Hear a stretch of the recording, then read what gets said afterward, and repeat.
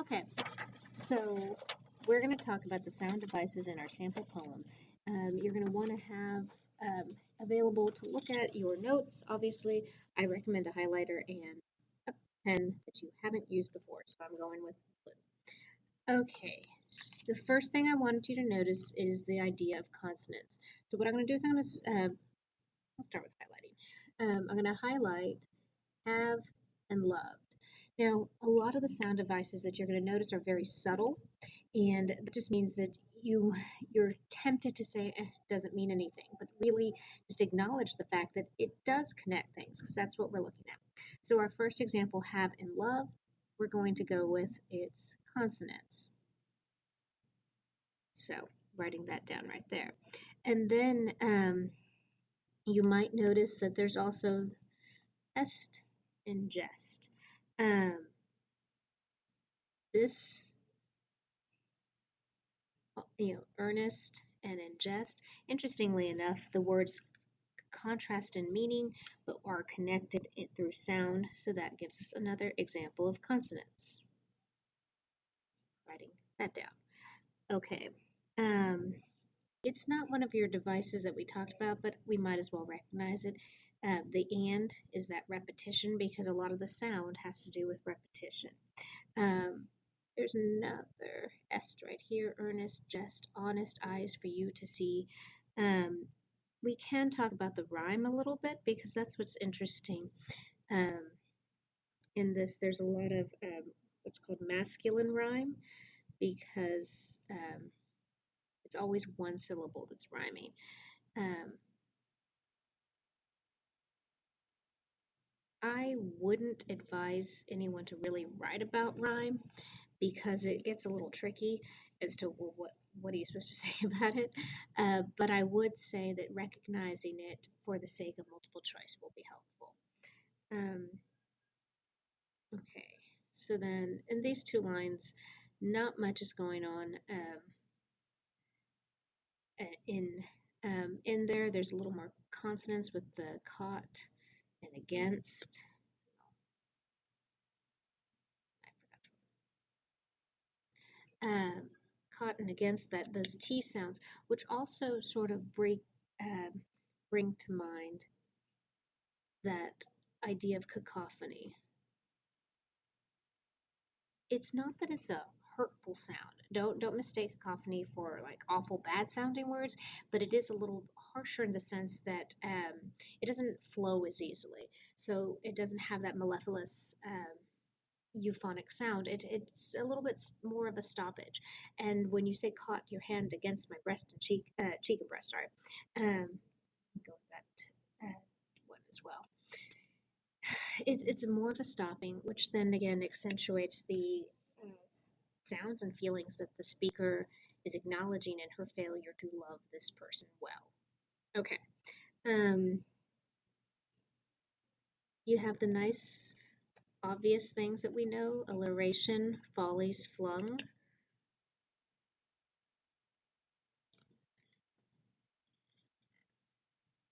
And in looking at the alliteration, you're going to notice, oops, I should have probably written it all. Get out of your way, sorry. You're going to get that connection, volleys flung aside. This line, interestingly enough, is a little more euphonic. And you get that with the sounds of the volleys flung aside. The just it's interesting because it accentuates her power that she has. Um, in remembering this love and her failure to love well, that one you'd me beneath your gaze. Okay. Um, now let's move down to this line, naked reticence. I'm going to highlight the whole of reticence and shorn of pride. So we have a lot of sounds going on here that kind of contrast.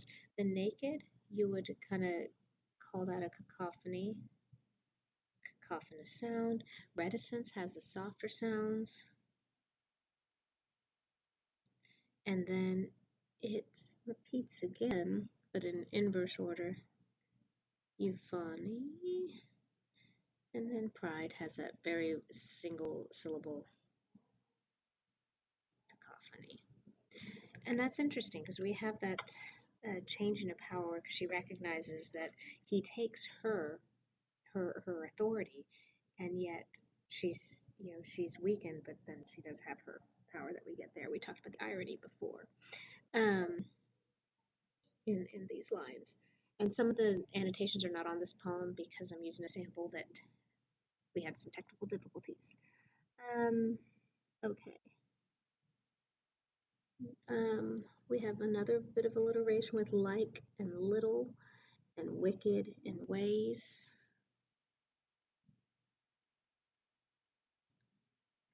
And then, wanted to talk a little bit about, a little again, about onomatopoeia. We're used to this, I call them the comic book words because they're obvious, pow, bam, bam, buzz, all of those make sense. But onomatopoeia is also going to be things like little. So whenever you see double letters, it's probably going to be an example of onomatopoeia. So you would think about the tone associated with, right? So I'm copying it. Okay. So that you're thinking about it in light of tonally. How does it affect the tone? Um, so we have a little ways, and then more masculine rhyme towards the end, more consonants, the waking, recurrent. Um, we do have some the less and certain are also consonants, but we have some assonants with stakes and gained.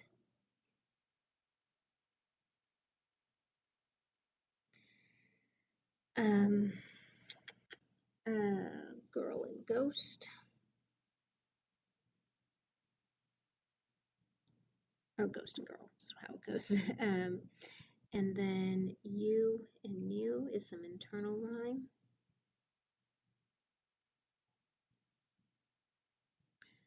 Um, who, you, to. Connection, connection, and that's internal rhyme.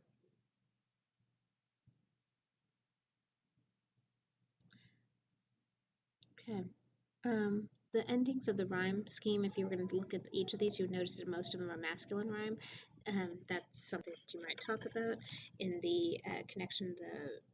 You can make something to say about it, but as I said before, talking about rhyme is hard when you're just looking at the end rhyme. So that's your poem. There's a lot of subtle sound. You need to embrace the fact that sound devices will often be subtle, but again, like syntax, it gives you something to talk about that shows that you are aware of the language of poetry and how poetry works. Okay, thank you.